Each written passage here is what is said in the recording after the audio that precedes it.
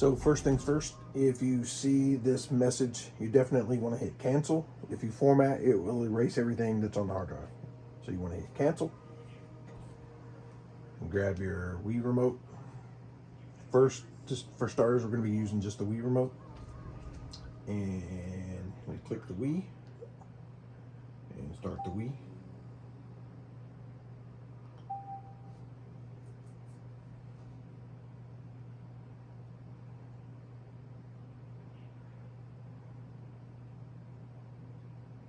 Give it a few moments. This is normal to boot into the Wii, the virtual Wii, or the Wii.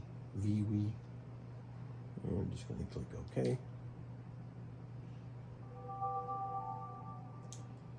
These are the standalone games. This is just a few handful of standalone games I put on here. The disk drive and everything still works the same. If you want to play any of these standalone games, you would need the classic controller plugged up to it, and it will tell you that if you've ever played the Wii before with the classic game, you have to have one of these plugged into it, and it will tell you. We'll go into one of these right quick. Pokemon puzzle.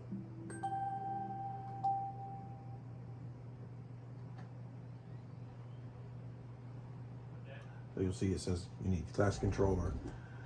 Then you'll just plug it in. Play it. To exit any of those standalone games, you just push the home button, and this will take you back to the Wii main menu.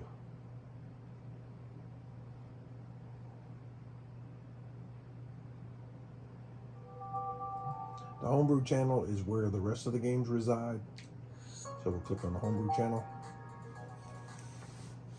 I tried getting the channel forwarders to work, and it was just too buggy. It wasn't foolproof, so I just said to heck with it. So this is for your Wii games. This is for the NES, the Nintendo. This is for all your Sega. This is for the GameCube. This is for the N64. You can see, I don't know if you're familiar with these or not. Super NES, Game Boy Advance, Atari 2600, Atari 7800. Now, for the most part, you'll go in these, you'll choose the game, go in,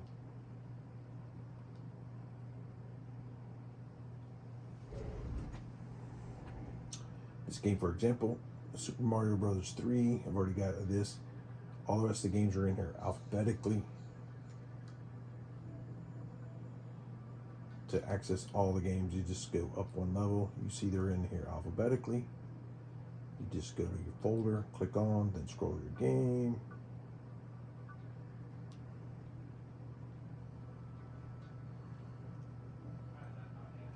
So like Super Mario 3. Once you're in the game, most of these games, you'll turn this controller sideways, hit the plus to play the game.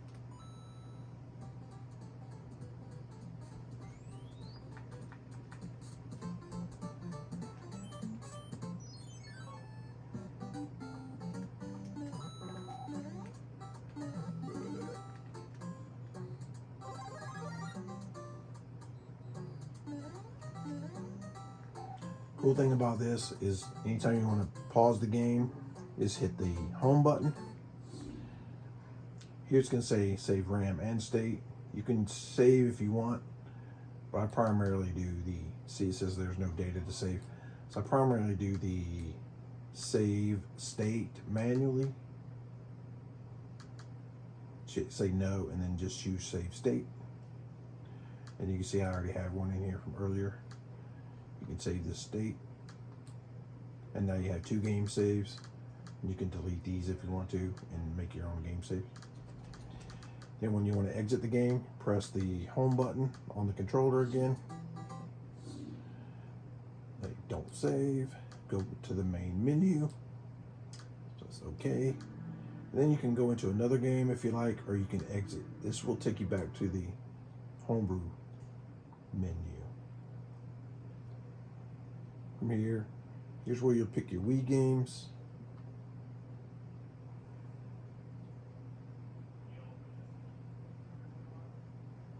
get this message sometimes. If you ever get this message, try pulling the plug of the hard drive out, both plugs together, and plug it back in. Usually that gets it going. See, there you go. Now you're not getting them. Now it's loading up. That was a good example of what to do when it kind of flakes out. It doesn't do that often. So you go in here, you pick your game, you play, you get the gist of it.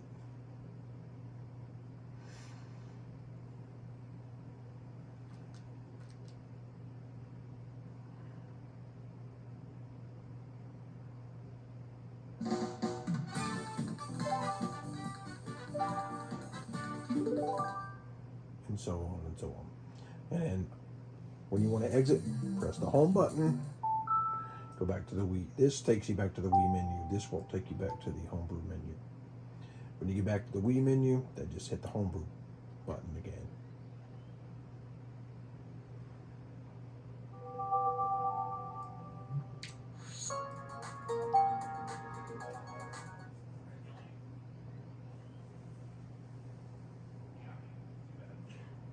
So all the rest of these games will, the NES, the Sega, the Super NES, the Game Boy, the Atari, both Atari games will use the controller, use it in this manner. You'll press, in most cases you'll press plus for the start the game, press home to exit the game. Now, except for when we go into the GameCube loader, you're going to need this other controller, and you want to wait to connect it until you get into the actual game itself. So we're going to load it up, and you see we're not connected. And we're going to always choose USB, press A. You see your game list here. Got the Mario Party.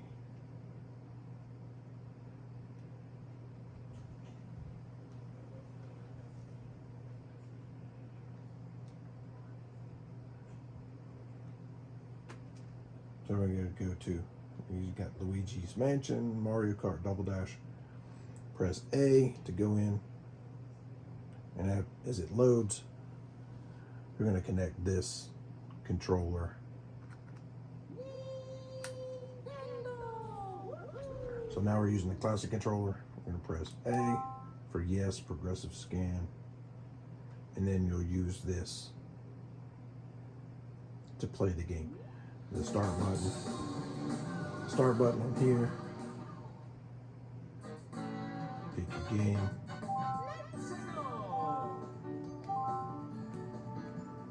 Joystick to make your selection.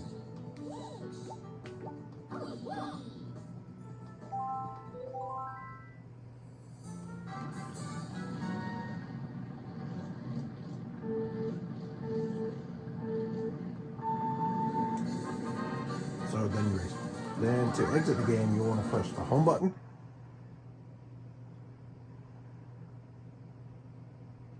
And before you go any further, you want to disconnect this controller, because sometimes it'll make the whole thing freak out or freeze. And what I did right there was accidentally press number 2. Gives it a different look.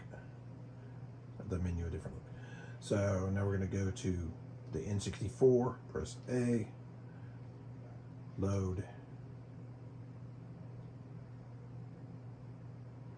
And you'll see it shows a visual of the Wii remote.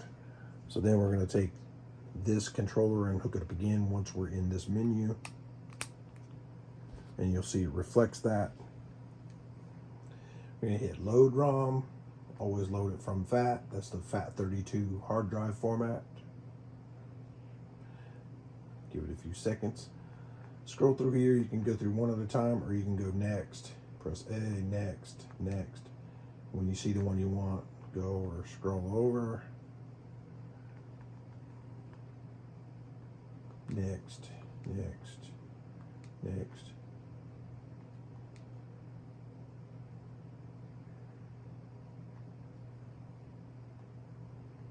It's on GoldenEye. Then click on GoldenEye. So click on A. Then see it has autosave enabled. Play a game. Go into the game and play. Under normal circumstances, when you want to exit this game, you also press the home button.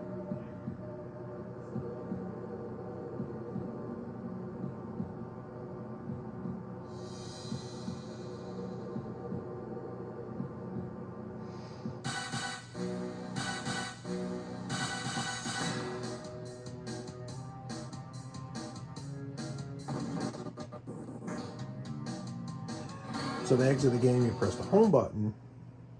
Sometimes you have to press it once or twice, but just be patient. Press it a couple times. It comes back to this menu where you can go load up a different ROM, or you can go to your settings. I suggest leaving the settings alone unless you have problems.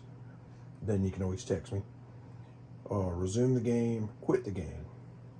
So in this case, we're going to quit. I'm going to hit A, OK, exit loader. So that's pretty much it. The GameCube. And you see how this controller is making it freak out. The controller itself is okay. It's just the combination of things, the mod and that controller. One other thing in the Sega Genesis.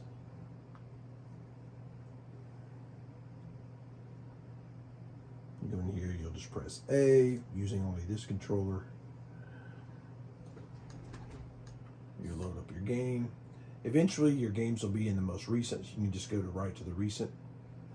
I'm going to go back. This system only has games from the Master System, and it only has from the Master System and the Mega Drive. It doesn't have these 3 games here. So if you click on this, you'll see this is the CD drive, Game Gear, Master Drive, Master System, and Mega Drive, and Sega.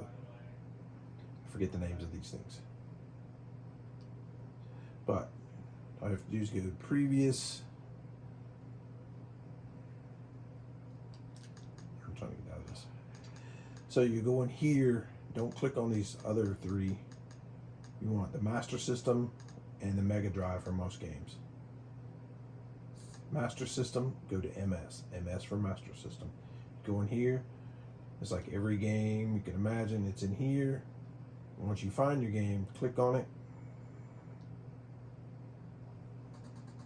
The game will load up. Turn your controller like this. Press the plus button for most of these.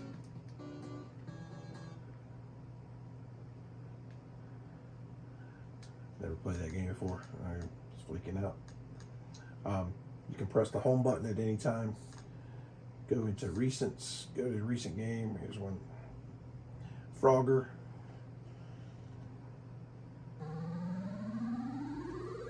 Press the plus button to start.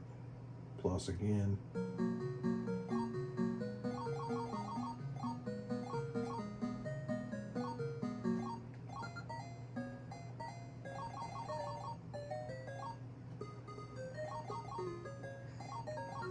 When you want to get out of it, press the home button.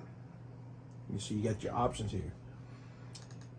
And you can exit, or you can hit this to load another game, or you can load up a game save that you have a save feature that you already saved a game. When you save a game from before, it'll go into one of these slots.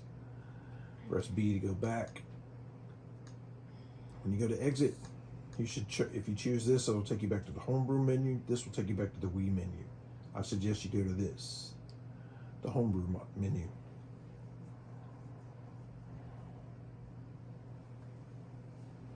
I believe that's pretty much it, except for when you have things, if it's not going right, pretty much like anything else, like a computer. If it's, here you see you can navigate in the Wii 7800, you can navigate up in the folder options, and you can scroll alphabetically to the game that you want. I like to play Robotron, but not this version particularly, like the N64 version. If you exit most of these with the home button Exit again with the home button. That's pretty much it. Plugging in the classic controller or another controller similar to this may cause it to freeze and crash. Also notice you have the good controller, doesn't have the Wii motion. If you use a remote with the Wii motion built in, it will crash on the Atari, on both Ataris. It won't work. A Wii motion controller won't work with both Ataris. It'll work with all the rest of the games, but a Wii motion controller won't work with the Atari ones. The other thing is, anytime it crashes, if you're unplugging or plugging, you may have to do a hard plug on the console itself.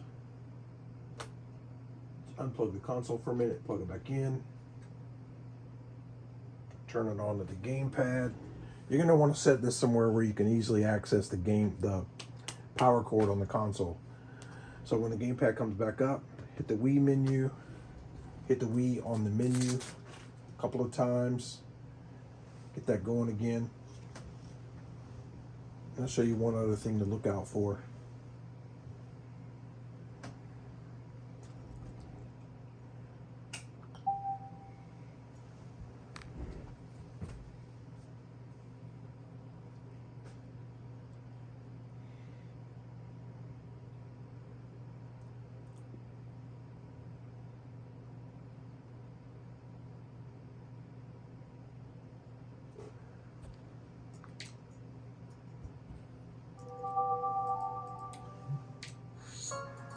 So if you ever go into the homebrew channel and there's nothing there, if you don't see a list of games, if you just see the underwater scene and no menu, then that means the hard drive isn't being recognized. And the hard drive has the red and yellow button or lights on, so make sure those are lit up and maybe blinking on and off. That'll show that the hard drive has activity. So if you bring it up and it does that, try unplugging both hard drive plugs again, plugging it back in. Usually it'll reset. I can actually show you right now. And unplug it. When you plug it back in, you see that there's nothing there. You plug them both back in, things should do a little circle move and come right back up. There you go. It's working. My wife's sick and dying over there. These other buttons, the shop channel and save game and this, isn't anything to be concerned with. You can, however, use this visual controller test. It's kind of cool. Click on that, load it up. And then click any button.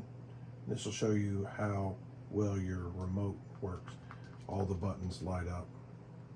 And you can do this to test any remote. Press 1 and 2 and home. But that's pretty much it. It should work. If you have any freezes, unplug it, plug it back in, start over just like a computer. But that's it.